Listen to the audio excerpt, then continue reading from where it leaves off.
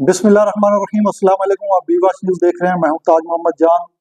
अदलिया की बड़ी सफाई, बड़ी तत्हीर, हुकूमत के लिए परेशानी, ये क्या मामलात हैं।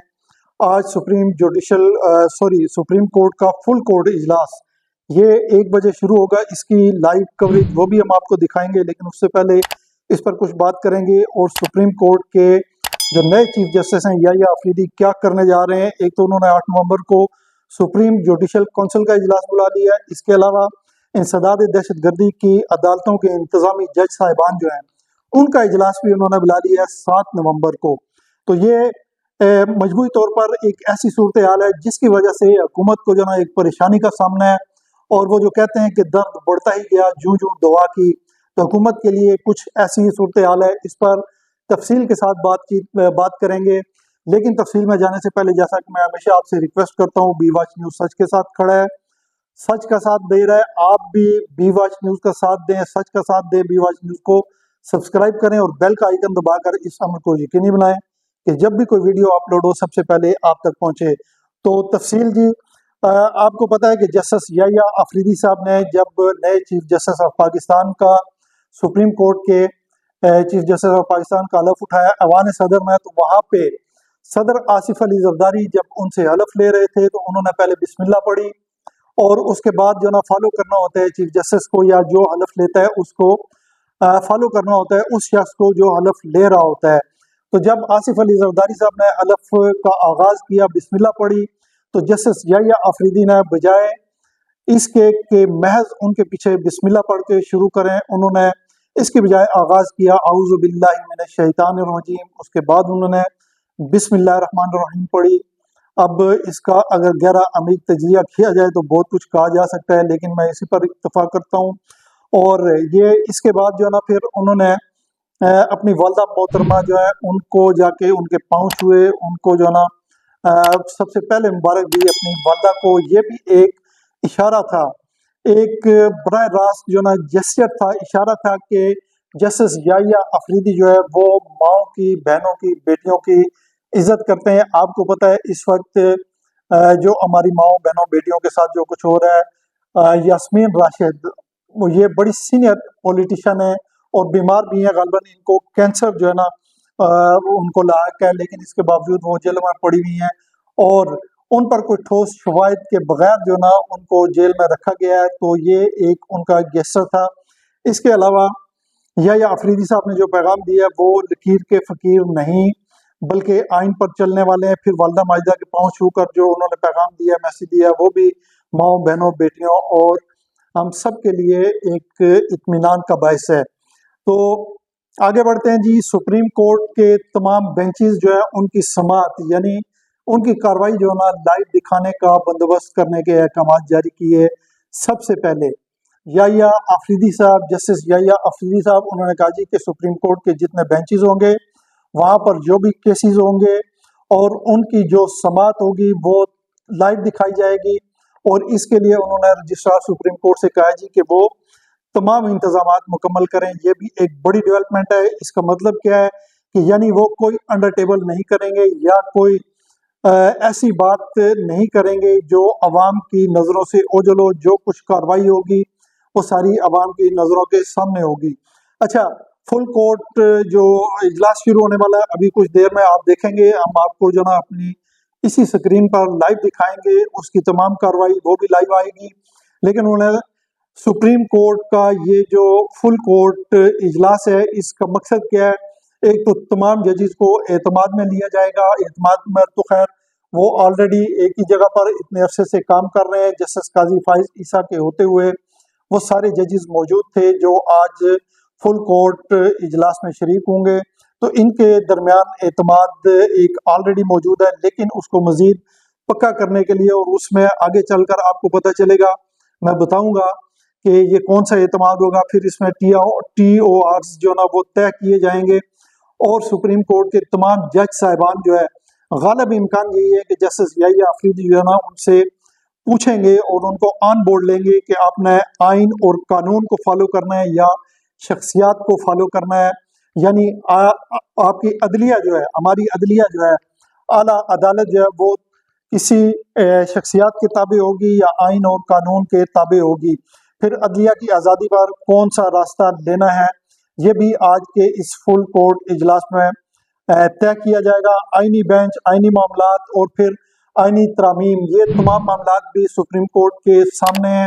آپ کو پتہ ہے کہ آئینی ترامیم جو حکومت نے کی ہیں ان کو چیلنج کیا جا چکا ہے، اس پر بہت سارے لوگ جو ہے نا وہ درخواستیں لے کر سپریم کورٹ پہنچ چکے ہیں، اور وہ ان آئینی ترامیم پر جو نا اپنے اعتراضات اٹھا رہے ہیں۔ اب ان آئینی ترامیم پر جو ہونے والے اعتراضات ہیں یا ان کو چیلنج کیا گیا ہے، یہ آئینی بینچ سنے گا۔ اس پر پھر سپریم کورٹ کے باقی ججز، خاص طور پہ چیف جسٹس جو ہے وہ کوئی اپنا اثر و رسوخ استعمال کر سکیں گے، وہ اس کو جو فیصلہ ہوگا آئینی بینچ کا اس کو ٹرن اراؤنڈ کر سکیں گے یا نہیں۔ لیکن آئینی ترامیم میں تو یہ موجود ہے کہ جو فیصلہ آئینی بینچ کرے گا اس کو کہیں پر چیلنج نہیں کیا جا سکے گا۔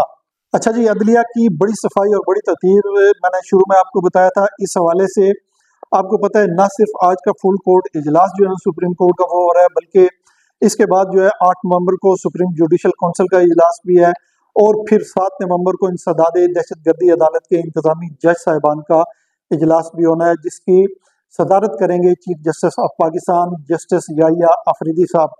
پہلے اسی پر بات کر لیتے ہیں۔ انسداد دہشت گردی عدالتوں کے انتظامی جج صاحبان، ان کو چیف جسٹس آف پاکستان نے کیوں بلایا ہے؟ اس میں کوئی زیادہ اچنبے کی بات نہیں ہے یا زیادہ کوئی سائنس نہیں ہے، راکٹ سائنس نہیں ہے۔ آپ کو پتہ ہے کہ انسداد دہشت گردی کی عدالتوں میں اس وقت جو کیسز پڑے ہوئے ہیں، زیر التوا پڑے ہوئے ہیں، ان میں سب سے زیادہ تعداد ان کیسز کی ہے جو پاکستان تحریک انصاف کے ورکروں یا اس کی کچھ مقامی لیڈرشپ جو ہے ان کے ساتھ وابستہ ہیں یہ کیسز۔ تو ایک تو یہ ہے کہ انسداد دہشت گردی عدالتوں کے انتظامی جج صاحبان کو جو ہے نا امکان یہ ہے کہ چیف جسٹس صاحب جو ہے نا وہ ایک پالیسی دیں گے، ان کو بتائیں گے کہ آپ نے کس طرح یہ جو کیسز آپ کے سامنے انسداد دہشت گردی کے، ان کو کیسے اپنے جو نا وہ کرنا ہے، ان کی سماعت کیسے کرنی ہے، ان سے کیسے نپٹنا ہے، اور آئین کے ساتھ ہونا ہے، یا جیسا پہلے میں آپ کو بتا چکا ہوں کہ شخصیات کے تابع رہ کے آپ نے کام کرنا ہے۔ یہ ایک پالیسی ہوگی جو چیف جسٹس صاحب جو ہے انسداد دہشت گردی کی عدالتوں کو دیں گے، اور اس کے نتیجے میں پھر انسداد دہشت گردی کی عدالتوں میں جو کیسز زیر التوا پڑے ہوئے ہیں ان کی امید یہ ہے کہ جب یہ پالیسی دے دی جائے گی دہشت گردی کی عدالتوں کو، انسداد دہشت گردی کی عدالتوں کو، اس کے بعد پھر جو ہے نا ان کیسز کی سماعت جو ہے نا وہ کچھ تیز ہوگی۔ اچھا، اس کے علاوہ آپ کو پتہ ہے کہ 8 نومبر کو میں نے آپ کو بتایا کہ سپریم جوڈیشل کونسل کا اجلاس بھی بلا رکھا ہے چیف جسٹس یحییٰ آفریدی صاحب نے۔ اب اس میں سب سے بڑا معاملہ جو ہے وہ الیکشن کمیشن کا ہے۔ آپ کو پتہ ہے الیکشن کمیشن اور چیف الیکشن کمشنر کے خلاف جو نا بہت سارے لوگوں نے درخواستیں دے رکھی ہیں سپریم جوڈیشل کونسل کو۔ اس میں ایک تو پاکستان تحریک انصاف کے حوالے سے درخواستیں ساری، ظاہر ہے 8 فروری کے جو الیکشن تھے ان الیکشن سے پہلے جو کچھ ہوا ہے، الیکشنز کے بعد جو کچھ ہوا ہے وہ سارا آپ کو پتہ ہے، مجھے کچھ دہرانے کی ضرورت نہیں ہے۔ چیدہ نکات یہ ہیں کہ پاکستان تحریک انصاف سے بلے کا نشان چھین لیا گیا تھا، بطور پارٹی اس کو الیکشن نہیں لڑنے دیا گیا تھا۔ پھر جب الیکشن ہو گئے تو ان کے نتائج کو تسلیم کیا گیا، ان کے نتائج کو تبدیل کیا گیا مبینہ طور پر۔ یہ تمام معاملات جو ہے نا یہ بھی سپریم جوڈیشل کونسل کے سامنے ہیں۔ اب اس میں چیف جسٹس جو ہیں یحییٰ آفریدی وہ کس طرح ٹیک اپ کرتے ہیں ان تمام معاملات کو، اور جو نا ایک تلوار لٹک رہی ہے، اور تجزیہ کار جو نا وہ یہ کہہ رہے ہیں کہ چیف الیکشن کمشنر جو ہیں ان کو طلب کیا جا سکتا ہے، ان سے جواب طلب کیا جا سکتا ہے۔ پھر یہ جتنے بھی الیکشن کے معاملات ہیں اور اس کے نتائج کے جتنے بھی معاملات ہیں وہ سب کھولے جا سکتے ہیں، وہ کھل جائیں گے۔ اس پر جو نا سپریم کورٹ جو ہے وہ ایک لائن لے گی۔ یہ تمام معاملات جو مختصراً میں نے آپ کے سامنے بیان کیے ہیں، ان کو لے کر حکومت کے لیے جو نا ایک بڑی مشکل پیدا ہو چکی ہے۔ جیسا کہ میں نے شروع میں آپ کو بتایا تھا کہ درد بڑھتا ہی گیا جوں دعا کی، حکومت جوں اقدامات کر رہی ہے اپنے اقتدار کو پرولونگ کرنے کے، اقتدار کو مضبوط کرنے کے۔ ظاہر ہے اس میں آئینی ترامیم جو ہے وہ ابھی کل کی بات ہے آپ کے سامنے آئی، ان پر فوری طور پر عمل درآمد ہوا، اور باقی معاملات بھی ساتھ ساتھ چل رہے ہیں۔ اب یہ جو میں نے آپ کو بتایا کہ جسٹس یحییٰ آفریدی صاحب نے چیف جسٹس بنتے ہی جو اقدامات کیے ہیں اور جو کچھ وہ کرنے جا رہے ہیں آگے، ان کی ہلکی سی جھلک میں نے آپ کو دکھائی ہے، آپ کو سمجھانے کی کوشش کی ہے۔ ان تمام معاملات کو لے کر حکومت جو ہے نا وہ بڑی سخت پریشان ہے اور اس کے لیے مشکلات پیدا ہو چکی ہیں۔ اب شنید یہ ہے اور مارکیٹ میں خبر گرم یہ ہے کہ حکومت جو ہے نا 26ویں آئینی ترمیم کے بعد ایک اور ترمیم لا رہی ہے۔ وہ ترمیم کیا ہے؟ وہ اس کو 27ویں ترمیم کہا جا رہا ہے، اور اس ترمیم میں کیا ہے؟ وہ ملٹری کورٹس کے حوالے سے ہے کہ سویلین جو لوگ ہیں ان کی جو یہ کورٹس ہیں ملٹری کورٹس، ان میں ان کا ٹرائل جو ہے نا اس حوالے سے کچھ معاملات ہیں، ان کو طے کرنے کے لیے حکومت جو ہے نا وہ یہ ترمیم لا رہی ہے، لیکن اس ترمیم کی مخالفت بھی کی جا رہی ہے، گو کہ اس کے لیے راہ ہموار کی جا رہی ہے شہباز شریف صاحب کی طرف سے۔ بلاول بھٹو زرداری وہ بھی کسی حد تک متفق ہیں، لیکن مولانا فضل الرحمان جنہوں نے 26ویں آئینی ترمیم کو ووٹ دیا تھا، وہ پہلے کہتے رہے جی کہ ہم اس ترمیم کو نہیں مانیں گے، اس کو ووٹ نہیں دیں گے، لیکن عین وقت پر ان کی پارٹی جو ہے جمعیت علماء اسلام، اس نے 26ویں آئینی ترمیم کو ووٹ دیا اور یہ ترمیم پاس ہو کر اب قانون بن چکی ہے، ہمارے آئین کا حصہ ہو چکی ہے۔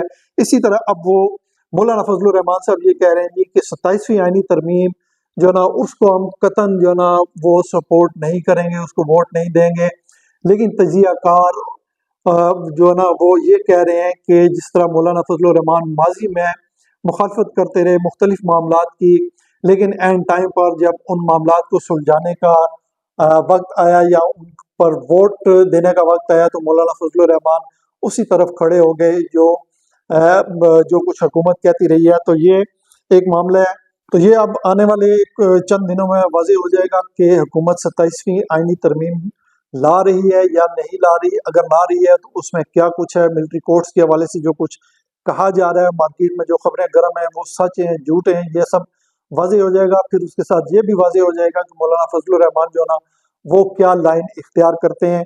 تو ابھی سر دست جیسا کہ میں نے آپ کو بتایا، سپریم کورٹ کے فل کورٹ جو اجلاس ہے وہ ابھی شروع ہونے والا ہے، کچھ ہی دیر میں شروع ہوگا، وہ بھی ہم آپ کو لائیو دکھائیں گے۔ تو یہ تھی اب تک کی تازہ ترین، اسی کے ساتھ مجھے دیجیے اجازت۔ آپ جہاں پر رہیں خوش رہیں، اپنا خیال رکھیے گا، اپنے ارد گرد کے لوگوں کا خیال رکھیے گا۔ آپ کا بہت بہت شکریہ، اللہ حافظ۔